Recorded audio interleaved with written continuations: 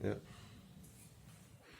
Ya, jadi ini kan ada alat oximeter ya, yang ngukur kebutuhan oksigen di Waduh. dalam tubuh kita yang bersirkulasi lah. Nah, karena COVID itu memang penyakit yang menyerang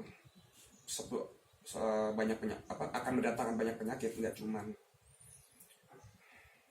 cuman satu gitu. Ya. Jadi permasalahan utama yang pasti bakal dihadapi adalah dehidrasi, yang kedua insomnia. Kenapa? Yang pertama dehidrasi, tubuh itu akan selalu kering gitu, Aus. bener-bener tenggorokan kita tuh, ludah tuh bisa nggak ada lah. Dan itu sehingga kita nanti bakal minum numpuk di lambung, gelonggongan, atau ini jadinya kembung. Kembung ketika kita posisinya kekembungan ini kita anggap remeh dan posisinya tidak tepat, misal agak miring miring derajat begini atau miring ke sini, membungkuk, tidak lurus seperti ini, maka dia akan nanti akan berasa akan ada cairan yang seperti naik, dan itu nanti akan memancing batuk sehingga harus dikeluarkan lendirnya. Itu benar kalau lendirnya lagi numpuk banyak.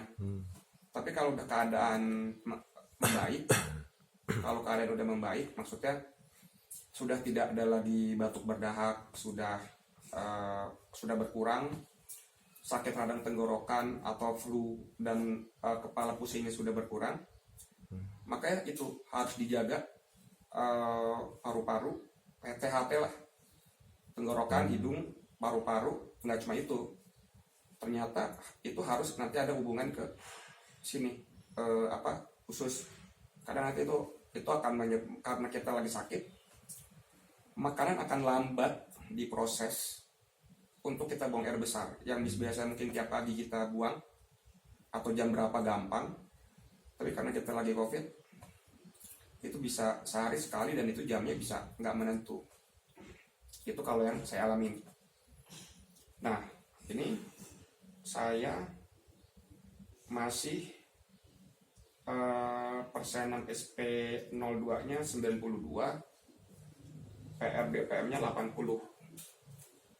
Mungkin nggak terlalu kelihatan ya, tapi kalau tidak salah yang SP02 itu paling penting, karena tidak boleh di bawah 95. Standarnya itu 96 lah, aman. 97, 98, 100 oke itu. Nah, karena saya masih 92, artinya saya tidak bisa stabil, tidak bisa tidur dengan gaya semau saya begini atau gimana. Karena ketika saya mencoba untuk tidur seperti orang normal, mengantuk sekali, saya mau tidur seperti orang normal, saya itu suka ada hentakan di bagian tertentu, khususnya kalau tubuh mau memperingati kita, itu jantung yang tiba-tiba seperti kita terhentak gitu. Dan itu sebenarnya peringatan untuk jangan tertidur, jangan terlelap. Jadi harus istilahnya sabarlah, dikuatin. Saya ngomong gini karena udah hampir 6 hari semenjak COVID gak tidur.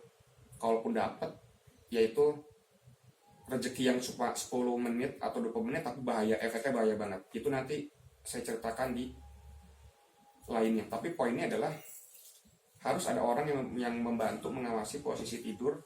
Karena nanti percaya nggak percaya, ketika posisi orang itu berubah, yang menyaksikan akan kaget.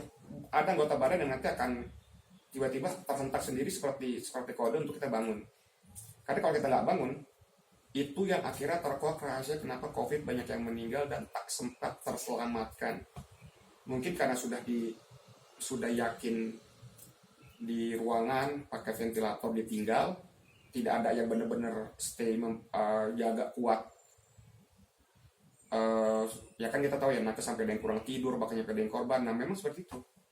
Jadi kalau bagian isoman mungkin bisa dibantu oleh rekan-rekan yang bersedia untuk jadi relawan, yaitu menjaga temannya itu agar jangan sampai jantungnya, paru-parunya, dua ini sih khusus yang paling ini, dan tadi yang paling utama, dan sistem pencernaannya, lambung dan ususnya Jangan dianggap ketika kembung atau ketika di sini ada yang berasa berjalan kruk kruk berasa diikat, jangan dianggap remeh. Takutnya nanti itu ternyata bisa ke asam lambung naik, dan nanti itu bisa jadi ya tadi saya bilang jantung bisa berdetak. Nah ini sudah, karena saya udah agak berbicara tapi tenang ya, maksudnya tidak terburu-buru, ininya meningkat jadi 96, tadi 92, ini jadi 96, batas standar. Tapi kita harus perhatikan, mungkin sekitar, kalau waktu saya kemarin di rumah sakit dicek sama dokter dan susternya itu mungkin sekitar 1-3 menit didiamkan. Kalau stabilnya, waktu kemarin saya stabil di angka 92, sehingga kira dokter berani menyatakan saya COVID. Ternyata benar dari hasil PCR yang selanjutnya dilakukan. Dan itu stabil di 92. Jadi menurut saya kalau ini sudah 96 atau lebih tinggi lagi dan secara 3 menit paling top, atau 5 menit lah kalau jaraknya dijepit begini kuat, maka teman-teman akan bisa dibilang tidurnya agak aman. Yang penting posisi teman-teman jangan berubah. Tapi ketika teman-teman masih 92, teman-teman mau coba tidur seperti orang sehat, saran saya jangan.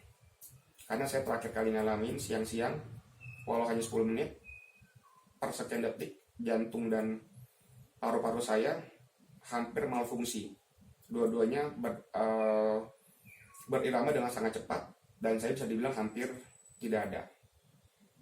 Hampir lewat lah, seandainya waktu itu mungkin yang Maha Kuasa nggak sayang sama saya. Nah ini sekarang turun sedikit di angka 95.